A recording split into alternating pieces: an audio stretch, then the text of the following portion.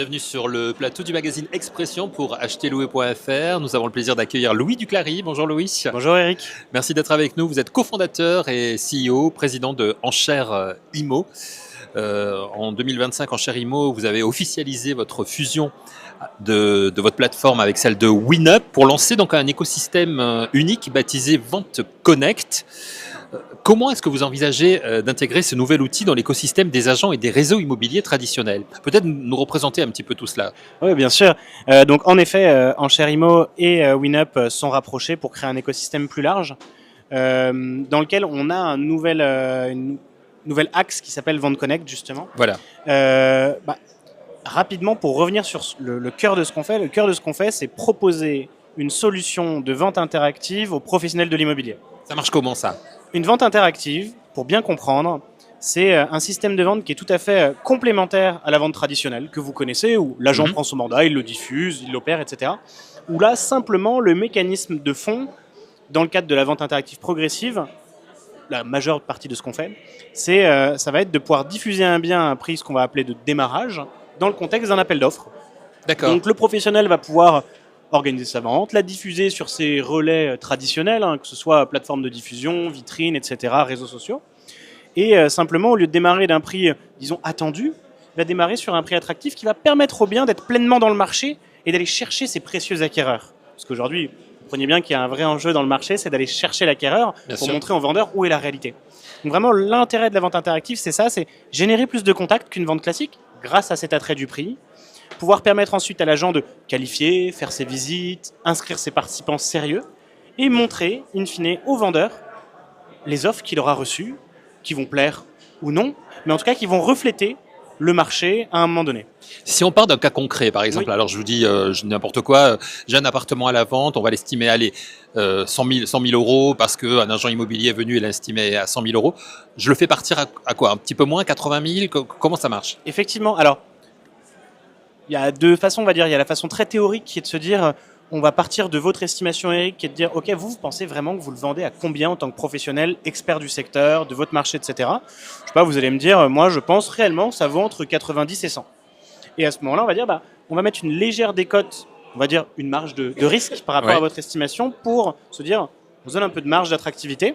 Une façon plus pratique d'aller valider ça, c'est d'aller sur le site de diffusion majeur sur votre secteur, qu'importe, vous connaissez tous les grands sites de diffusion, en fonction des secteurs, ils sont plus ou moins présents, et se dire, on va aller faire comme ferait un acquéreur. L'acquéreur, quand il cherche un bien, il met ses critères, nombre de chambres minimum, mètres carrés minimum, etc., et il met son budget max. Avec ça, il a un entonnoir qui lui donne donc tous les biens qui sont, on va dire, en dessous de son budget max et qui souscrivent aux critères qu'il souhaite, et ça lui donne les biens, on va dire, de sa recherche. D'accord. Et là, souvent, l'acquéreur, ce qu'il fait, c'est qu'il les met par ordre croissant de prix. Et nous, ce qui va nous intéresser dans le contexte de la vente interactive, évidemment, c'est d'être parmi les plus attractifs. Sinon, on part déjà avec un handicap d'être mal positionné en appel d'offres. Voilà la méthode de positionnement. Ok, et ça dure. Alors la vente dure combien de temps en général? En moyenne, on va dire que c'est autour de 3 semaines, 3-4 semaines. L'idée, si vous voulez, c'est que vraiment cette vente soit rythmée avec, la diffusion au prix attractif, qui permet sur les premières semaines, 10 premiers jours, d'avoir des contacts, de les qualifier, ensuite d'organiser ses visites.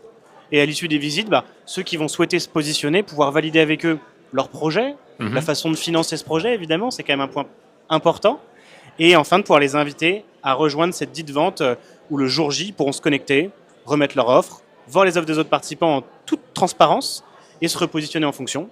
Et à la toute fin, l'agent récupère ou le professionnel récupère les offres et les présente au vendeur en y ajoutant évidemment tout le savoir qu'il a des conditions de financement et de projet. Alors 3 semaines, c'est quand même c'est bien. Je veux dire, c'est plus rapide qu'une vente traditionnelle, on va dire. En tout cas, en moyenne, effectivement, c'est beaucoup plus rapide.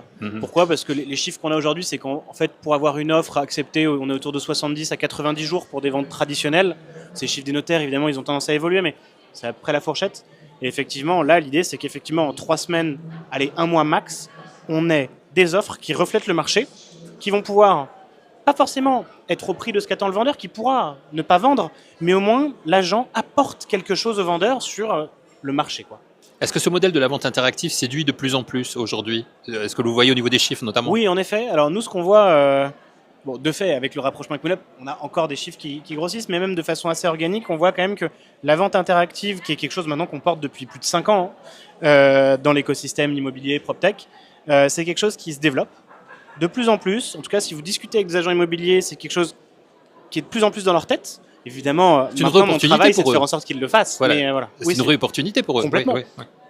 Ma vision des choses là-dessus, c'est que effectivement, la vente traditionnelle restera peut-être là le type de vente commun, mais pour moi, c'était la vente interactive, disons progressive, l'enchère immobilière. C'est une vraie opportunité pour l'agent de proposer dans son panel de services quelque chose à des vendeurs. Et typiquement, on a de nombreux cas d'usage où c'est extrêmement efficace. Mais est-ce que c'est vraiment une alternative standard à la transaction traditionnelle ou est-ce que ça reste un marché de niche? Aujourd'hui, c'est un marché de niche. Maintenant, c'est un marché de niche qui restera tant que les agents ne le proposeront pas. Donc nous, notre travail, c'est de faire en sorte de faire connaître aux professionnels cette méthode, essayer de la faire adopter pour qu'ils puissent la proposer, qu'ils voient qu'elle donne des résultats et qu'ensuite ça devienne quelque chose finalement qui fait partie de leur book, qu'ils peuvent proposer à un vendeur et dont tout l'intérêt finalement c'est d'aller cerner le prix le plus rapidement possible. Vous êtes présent ici donc sur le congrès FNAIM Oui. cette année encore avec Enchères Immo. C'est quoi le but? C'est de trouver de nouveaux partenaires, d'aller prêcher la bonne parole, je dirais, auprès des agences? Ouais, tout à fait. La FNAIM, avec d'autres grands syndicats, c'est quand même des instances qui représentent la profession. Et pour nous, c'est important aussi de finalement discuter avec ces gens qui représentent la profession, essayer de leur faire connaître ce qu'on fait. On est partenaire de certaines chambres. Évidemment, dans nos clients, agents immobiliers, agences, mandataires, il y en a de nombreux qui sont adhérents. Donc effectivement, pour nous, c'est un moment important pour prendre le pouls, pour discuter avec des prospects et des clients.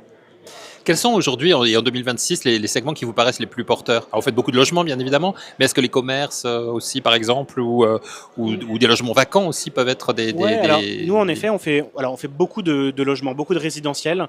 Pourquoi? Parce que c'est l'axe qu'on a pris quand on a lancé Enchères Immo.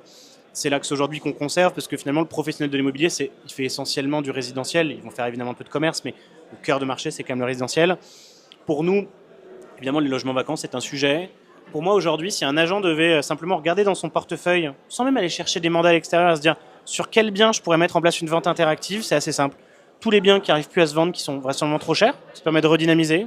Les indivisions, les successions, là où vous avez des vendeurs qui ne sont pas d'accord entre eux, en fait, ça permet à l'agent de faire un pas de côté, de dire, écoutez, c'est le marché qui va dire. Et après, on discutera de savoir si ça vous convient ou pas, mais déjà, laissons faire le marché. Évidemment, il y a un sujet aussi d'estimation contradictoire. Vous le savez, parfois, vous, en tant que vendeur, vous pouvez contacter quelques agents qui vont estimer. Et là, l'intérêt, ça va être de dire, OK, vous m'avez donné plusieurs estimations, moi j'ai envie de m'y retrouver, je veux le meilleur prix, mais en même temps, si je le donne à celui qui estime le mieux, est-ce que je risque pas de mettre mon bien un peu trop cher? La vente interactive, encore une fois, ça peut être un pas de côté pour aller chercher un prix de départ attractif. Voilà. Alors, on sait que le marché est difficile, hein, vous l'avez signalé également, Louis, mais quels sont vos objectifs pour 2026 pour Enchères Immo aujourd'hui? Ils sont multiples. Déjà, comme vous l'avez présenté dès le départ, on s'est rapproché de WinUp. Maintenant, on est une seule entité. Pour nous, déjà, le premier objectif, c'est en début d'année, sur le premier trimestre, de fusionner les outils pleinement. C'est en cours, mais il faut qu'on finalise cette partie-là, qui est un gros morceau, on va dire. Ouais. Et ensuite, effectivement, on a déjà le discours commun, on a déjà la pratique d'accompagnement de nos clients qui était la même, et c'est aussi pour ça qu'on s'est rapproché WinUp et Enchères Immo.